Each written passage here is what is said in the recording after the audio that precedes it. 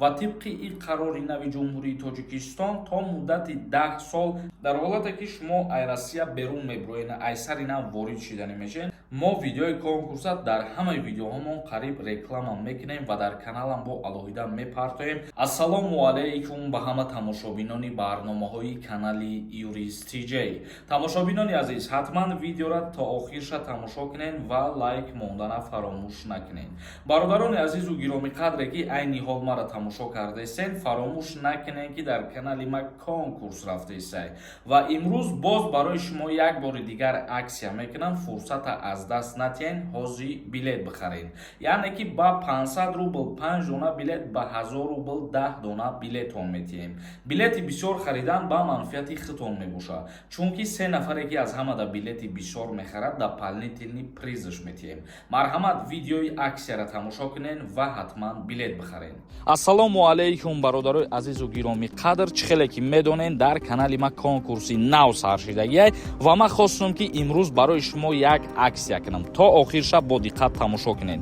Конкурс ҳамагӣ 63 дона приз дора. Шоҳҷоизаш Lexus RX 350 ва якта Corolla 2 соли 2010. Аксияи имрӯзаи мо ба 1000 рубл 10 дона билет барои шумо дода мешавад. Дар ин ҳамин номерое ки дидестен, картаи Сбербанк ҳастай. Сбербанк ба номи Муҳаммаҷон мебирояд. Сумтам мепартой ва чекта дар ҳамин номер роӣ мекунӣ. Ҳаракат ки бародари азиз ки билет кам мондагиай, аксия намешавад дигар. мавзӯи асосии имрӯзаи мо Тоҷикистон воридоти худравҳои барқиро афзоиш додааст, яъне ки ворид кардани электромобилҳоро дар назар доранд. Тибқи барнома мақомот азм дорад дар солҳои наздик ҳиссаи мошинҳои барқиро дар ҷумҳурӣ то 20 ё 30% теъдоди умумии нақлиёт расонанд. Қарори нав дар ҷумҳурии Тоҷикистон. Дар ҷумҳурии Тоҷикистон воридоти худравҳои барқиро афзоиш доданд. Аз мошинҳои барқӣ воридшуда 1333 ададаш худравҳои майда, 4 автобус ва микроавтобус, 9 боркаши барқӣ ва 2 борбардори барқӣ мебошад, афзудааст манбаъ. Гуфта мешавад ки дар ҷумҳурии Тоҷикистон дар солҳои оянда шурӯъ карда аз моҳи январи соли 2024 ворид кардани теъдоди мошинҳои барқӣ бояд ки аз идам зиёдтар карда шавад. Ва ногуфта намонад ки иқдом дар доираи лоиҳаи барномаи рушди нақлиёти барқӣ барои солҳои 2023 ва 2027 дар назар дошта шудааст. То соли 2027 бояд ки мошинҳои барқӣ дар ҷумҳурии Тоҷикистон рӯз то рӯз зиёд шидан бигиранд.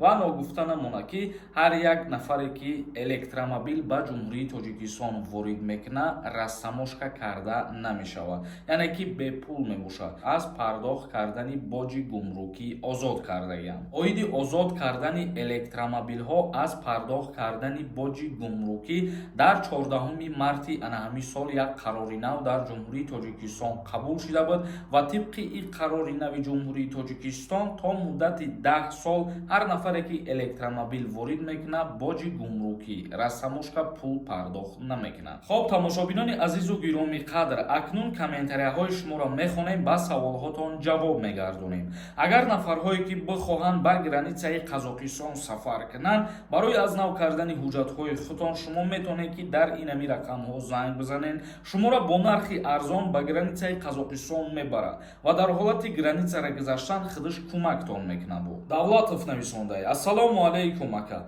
ман дар Москва патент доштам, Екатеринбург омадам, граница гузаштам, частни кардам, мигратсионимда. Ҳозир граница гузадам, метавонам работа кунам. Дар ҳолате ки шумо ай Россия берун мебироен, ай сари нав ворид шиданӣ мешавен, бале метавонед ки мигратсиони картаи работа гиред. Як каси дигар нависондай: ассалому алайкум, ай золотая корона қарздорам, наспоримша хона бреми чӣ намеган. Дар ҳолати пула пардохт накардан, агар ки маблағи калон боша, то ҳатто шуморо метавонанд ки аз раи сом бигардонанд. А дар ҳолате ки пули калон набоша ва ба Тоҷикистон биёен, ҳамун пардохт накардани пул метавонад ки шуморо запрет на въезд кунад. Як кас нависондай: ассалому алайкум, билета аз куҷо дастрас кунем? Мо видеои конкурса дар ҳамаи видеоҳомон қариб реклама мекунем ва дар каналам бо алоҳида мепартоем. Нафарҳое ки хоҳишманд ҳастед аз конкурс билет харидорӣ карданда, махсус дар ҳамин видео аввал дошта мондагием, бидроен ба аксия билети арзон харед. Асомиддинов нависонда: ассалому алайкум ака, аз куҷо мефаҳмем чанд қад депор дорем? депорта аз ҳамун ҷое мефаҳмем ки нисбати шумо қарор бировардагӣ ҳамун суде ки шуморо мисол ведварения мекунад ё ки қарори депортатсияро мебурора шумо танҳо аз ҳамун ҷо метонистен ки дар ҳамун вақташ маълум кунед аи услугое ки ҳастаи запрета проверка мекунанд дар инҷа муҳлатша аниқ карда намешавад. Сайдалиев нависондай: ака як савол додем ҷавоб надодӣ. Ман интизори ҷавоб ҳастам. Дар вид супорум Тоҷикистон рафта метавонам срочно. Пешакӣ раҳмат. Вақте ки шумо вид на жителство месупорен ва ҷумҳурии Тоҷикистон омадан метавонед, бале ягон мушкилӣ нестае.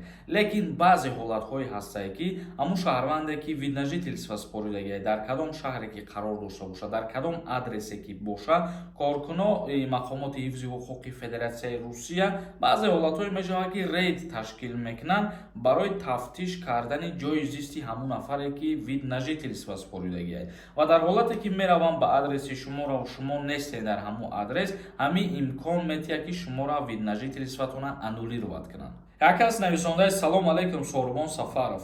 Ман як саволам мешавад, дар Россия кор мекунам 1 сол. Тоқа мигратсионка дорам, чӣ гап мешавад?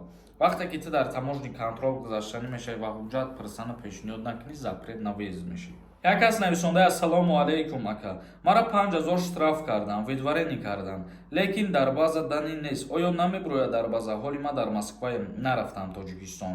Вақте ки видварения мекунанд, ҳалномаи суд мебурояд, 1 моҳ 2 моҳ пас дарбаза данӣ автоматически мебурояд ки шумо запрет доред. Сразу намебурояд бародаро. Як кас нависондаи: братан, овозае ки дар фурудгоҳи Тоҷикистон кадоме телефони нав харидагиеро самошка мекунанд, ростае? Бале, вақте ки шумо вориди ҷумҳурии Тоҷикистон мешед, телефоне ки нав якмин бор ворид мешавад, то 1 моҳа муҳлат дорад ки рассамошкаш кунед. Баъди 1 моҳ агар ки шумо муҳлаташ ба охир расав рассамошкаш накунед, аллакай хомӯшаш мекунанд. Як кас нависондаи: салом, созе хубе акаҷон. Ман 14 моҳи 0497 ҳастам. Чанд призиви дигар да илтимос ҷавоб диҳед. Бародари азиз, худат ҳисоб кун ки кай 27 сола мешавад. Ҳам 27 сола дар кадом призиве кишидӣ озод мешавад. Як каси дигар нависондаи: ака ман заочниям. Агар тамом кунам, диплом гирам, чанд сол хизмат мекунам. Нафарҳое ки заочни мехонанд, ана ҳамун нафарҳо 2 сол хизмат мекунанд. тамошобинони азизу гиромӣ қадр, ба ҳамин видеои имрӯзара ҷамъбаст мекунем. То наворҳои дигар, худованд ҳамаи мо шуморо нигаҳбон бошад.